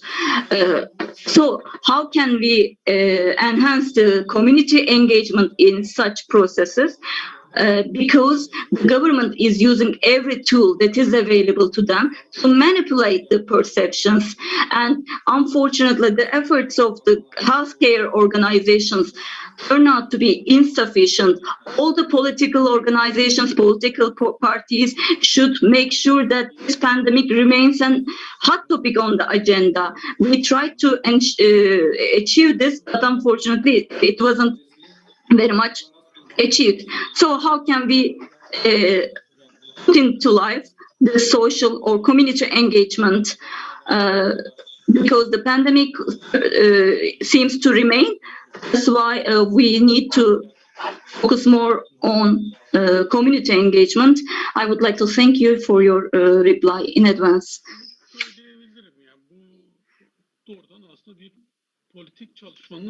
Actually,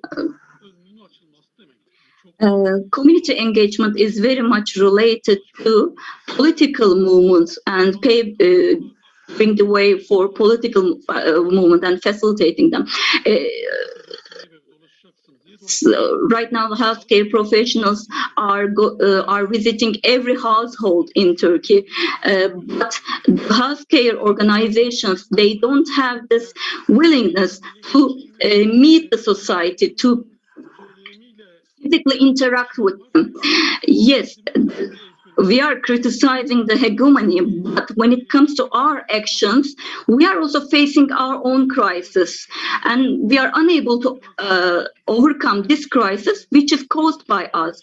We are unable to physically interact with the people.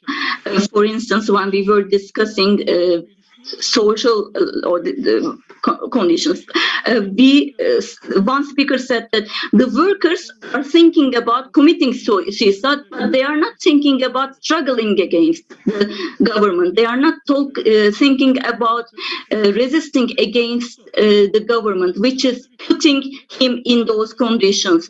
So we need to mobilize. Mobilization is, of course, sometimes impossible because of fear or pressure instilled into the society. Right now, healthcare professionals are in interaction with people. They are on the side, they are in the field, but in the way that the government wants them to be, not in the way that it should be. So I think that's the root cause of the crisis. But it's not fear. No, I don't agree that it is the fear which is causing this situation, as you have put it very clearly and insistently. The belief that something can change is lost for good. So what we have to revive the conviction in a better future. We have to make sure that there is a new future, a change one, which is ahead of us. A new world is actually possible. That word choice, possible, is, in my opinion, an important one, because if there is a willingness to do this and a will to do this, and if there are actions taken in this regard, it can happen. It becomes possible. So we have to create that willingness, that will. But to create that will, you have to give a new perspective, a new future perspective to to people. So people are struggling to survive, to support themselves economically on a daily basis, but we have to give them a new direction. That's why politics does. Actually, the problem is lack of politics, and lack of a new horizon perspective, any future perspective. Bu sempozyumun ağırlıklı tıbbın dışına taşırarak tartışmasının ana gerekçesi bu. Eğer pandemi dediğimiz The framework of this symposium, which goes beyond medicine, is directly related to the point that you have made, because we want to discuss all these issues from a broader perspective. Ya benim söylemeye çalıştığım özü budur. Ya bu And that's what I'm trying to say. yeni yaşam mücadelesi için sahaya çıkmamız gerekir. And we need to take the streets for a new form of life. Pandemiye daralırız. Ekolojik krizi konuşsak daha başka. You refer to pandemic, for example, we can talk about the ecological crisis or some other issues. And Aynı kök nedenleri pandemi fırsatıyla we can say that the adımları düşünmek zorundayız. reasons of all these problems are related to the same issue. İşte karar alma That's süreçlerimizde what I'm trying to do. çıkarttığımız sloganın içeriği. For example, the slogan that we have created is, we dememeye çalıştık. did our best so as not to use the term lockdown, because together with our late colleague Atasoyer, we wrote several articles against this lockdown, and we did think about alternatives, because we are fully aware of the fact that it has certain dangers, and we need to mobilize people once again. Krize karşı kökleri, mutlaka yeni kamusallığa karşı kökleri, devletin dışında yeni bir And toplumsal... we should think about what can be the new form of public in relation to the existing system of the state. So we should think about all these issues, and we are making efforts in this respect. In this respect, Cemil Galioğlu says, we are thinking about new words, new concepts, which are exciting us, but we need to think about how to be human being from the very beginning. And it is not common even among medical doctors. And if we achieve it, then everything will change in the country. So what we observe is that towards the end of meeting, people become more eager to take the floor, but I need to wrap it up and conclude the session unless there is an urgent need to take the floor. I would like to give floor to Professor Dr. Vedat Bulut, who is the Secretary General of the Turkish Medical Association. Then we will commemorate all medical doctors and health officers in the name of our President of Chamber in Izmir. I would like to thank you all. I would like to thank particularly our panelists, Jan William Godrian and Professor Dr. Mehmet Zencir. That is the end of our marathon. That is the first anniversary of pandemic. This is why we decided to organize a series of panels to discuss different aspects of the pandemic. And we have listened to various panelists, including the president of the World Medical Association and also the president of our medical association. They were the first speakers of the first session. And we had 8 different sessions, and we had 2 forums. We discussed almost all topics. We had 33 panelists and 10 moderators. We discussed different aspects, particularly those who have suffered a lot, particularly the nature aspect of the issue. And what we discussed volatile truth. We discuss all these issues in Turkey in relation to the health officers. They share their experience, they share their dreams about the future. And what can be done to build the future? They made their recommendations in this respect, what to do for the future. All our panelists, 21 of our panelists are from Turkey, while the rest are from different parts of the world. Of course, I will not be able to name all of them one by one, but I would like to thank all of them for their contributions. We had, as I said, 21 panelists from Turkey and 12 panelists from different parts of the world. And I, of course, would like to thank Professor Dr. Şebnem Korur Fincancı, who is the president of our association, but also she served in the organizing committee, of course, Üstün Reynard, Professor Dr. Yücel Demirer, and all other organizing committee members. Also, I would like to thank, behind the scene, we have another colleague who was not visible throughout the session, Onur Naci Karahanlı oğulları, because he was the secretary of this organizing committee, and our colleagues, Feride Hoca, Onur Hoca, etc., they made all their contributions, so we appreciate their efforts. More than 10,000 audience joined our YouTube channels and also our social media platforms. And there are more than 1,000 audience on our English channel, which is quite rare and unprecedented great for us because we don't have so many speakers. We have Sinan Solmaz and Çağlar Özdilli who worked in the technical team. We have also Kansu Yıldırım and Umut Evşen who worked for us from our Ankara chamber. They did a great job in these 10 days, but also we have interpreters, namely Osman İşçi and all other colleagues who have made contributions, because today we have Seda Kurt, Müge Atalı, Eren Buğlalılar, Seher Türkaslan, Işıl Demirakın. They are members of, if I remember correctly, Seher Türkaslan was the former president of the Turkey, the Association of Interpreters in Turkey. So we had interpretation services in Turkish and in English. So these 11,000 audience were able to follow these panels. I gathered these statistics, but I'm sure that we will attract more audience in the coming days because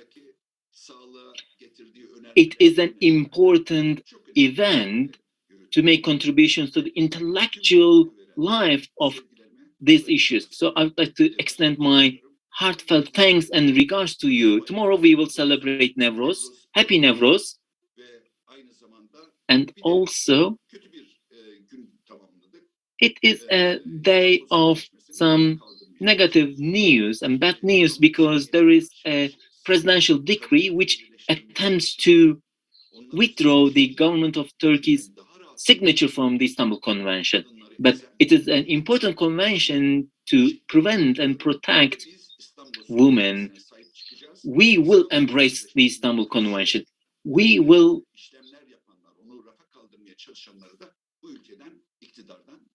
of course take those who are ruling country and those who have made attempts to withdraw the signature from the power. Thank you. Now we are watching this movie, which is about commemoration of health officers whom we lost. I lost my father in last October. Interpreter's note, he was the president of the medical chamber in Izmir. He was working under difficult circumstances and he was serving in Aydın province, and it is important to inform the public in the right manner, and he was dealing with these tasks.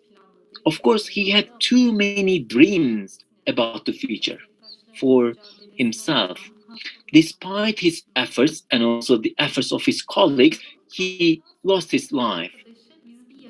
One of his friends said, "We lost a friend who is the master of life." It is not possible to fill the gap because he was interested in literature, art, painting, music, and he was really, really a friendly person. He touched upon lives of many people. I have heard so many stories about him that I didn't know before that. I heard that he had so many friends. Her gün yeni sayılar eklenmeye devam ediyor maalesef. Still new cases are added to this table in turquoise color. But these are not figures only. These are not figures only because these are related to life that go beyond the figures only. And it is about the lives of people. Whenever there is a new case that is reported and added to the list, that means a life is lost, and we lost people who are laughing at home or talking to their family members. We would like to commemorate our colleagues.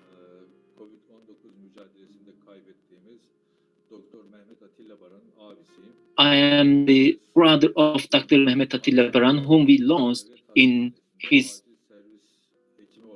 struggle against COVID-19. He was working in the emergency service, and he also worked in the pandemic service. When he got infected, he was working. In recent years, he used to work 24 hours in every 2 days, and he did his best to protect people's life. He was a sincere and hardworking person.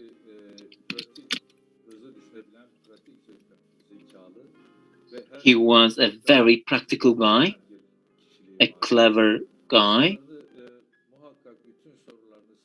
Of course, he was listening to his patients. He was doing his best to examine and treat his patients.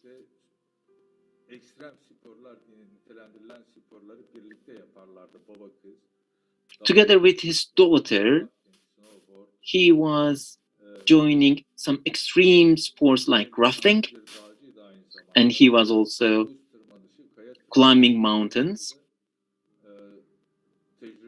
in rocks or different parts of the mountains.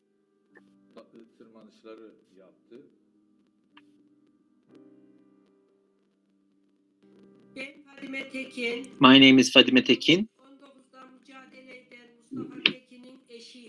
I am the wife of Mustafa Tekin. He lost his life because of his COVID-19 infection. He was a very good person. I wish him mercy upon God. He had very good dialogues with his friends. They were working very hard for patients. So I don't know what to say. Hope that he will be in the heaven and hope that he will not suffer in the other world. We did our best to save his life.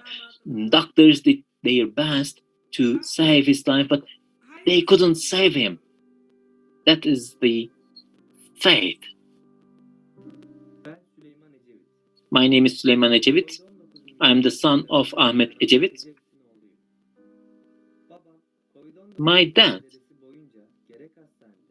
worked at hospitals and also outside hospitals.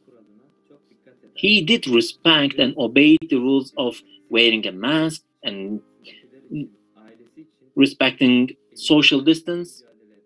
and he did his best and struggled for his family. Unfortunately, we have not realized the danger of COVID-19. Please raise awareness about its danger so that more people will not lose their fathers, their husbands, or their sons. It really hurts us. Nothing can bring him back. Nothing can heal us.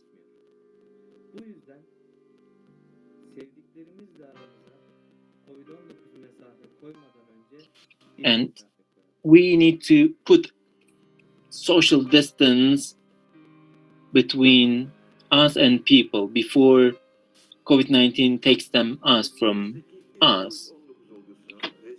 The first COVID-19 was reported on 11th of March.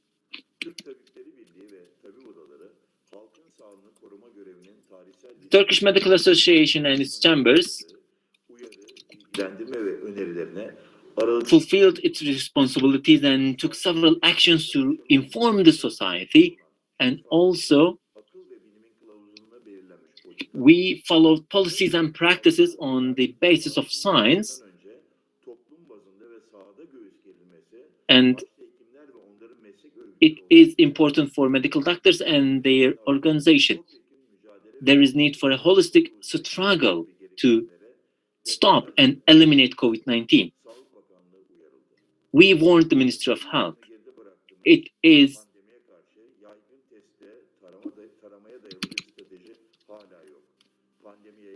unfortunate that there is still no strategy.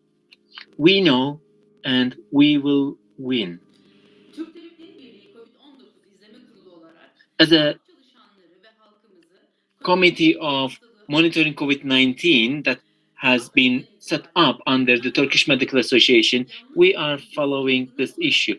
And COVID-19 is also a disease which we can define as disinformation and misinformation, because these problems reached a level that we may miss the main aspect of the problem. So while struggling the disease, struggling against misinformation and disinformation is important too. We, as the Committee of Monitoring the COVID-19, we translate relevant documents of the World Health Organization into Turkish, and we also publish these materials on our website to inform the society.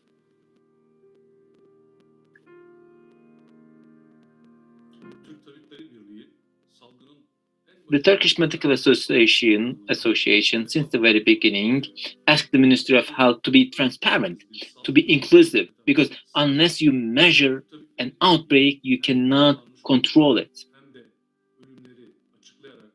The Turkish Medical Association announced reported cases and also death rate, and we also assessed the effectiveness of these measures. Transparency is not an issue for the pandemic management. It is an essential element of accountability in any regular democracy.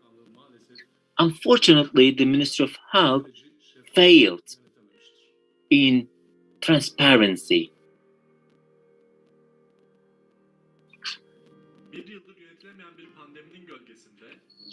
This is the pandemic that has not been able to be managed. We warned public authorities and we are working. Since the very beginning, we are building solidarity. We are part of the solidarity and we are part of the society.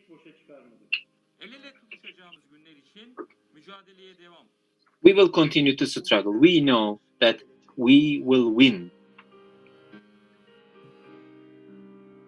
We are close to win.